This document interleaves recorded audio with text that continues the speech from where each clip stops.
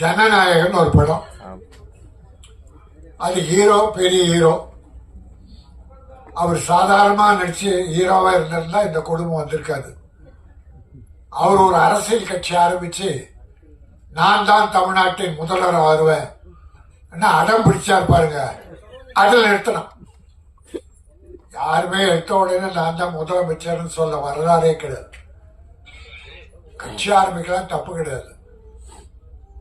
Election நின்று மக்கள்கிட்ட சொல்லி மக்கள் பெருவாரியா வாக்கு போட்டு எம்எல்ஏக்கள் அதிகமா மெஜாரிட்டி வந்து அவங்க முதலமைச்சர் தேர்ந்தெடுக்கும். எடுத்த உடனே நான் முதலமைச்சர்னா 50-60 வருஷமா கட்சி நடத்துறாங்களே அவங்க எல்லாம் என்ன ஆகும்? அதுல யாருக்கோ ஒரு காழ்ப்புணர்ச்சி வந்துருச்சு. கூப்பிட்டு பார்த்தாங்க, இல்ல நான் தனிதான்ட்டாரு. தனிதானே, ஜனநாயகத்தை பாத்துக்கிறேன். அது இந்திய ஜனநாயகம். அதாவதுங்க, ஒரு படம் முழுசா இருக்கு. யாரு ஹீரோ, எந்த கட்சியெல்லாம் நான் பேச வரல. தமிழ் சினிமா நிலை என்ன? ஒரு படம் எடுத்து முடிச்சாச்சு. அது 400 கோடி 500 கோடியா தெரியாது.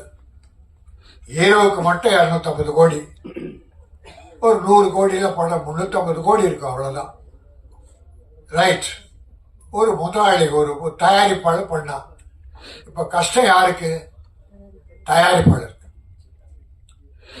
ஹீரோக்கள் படம் வரலன்னு வருத்தப்படலாம், ஆனா பணம் வரலன்னு கஷ்டப்படுறாரா?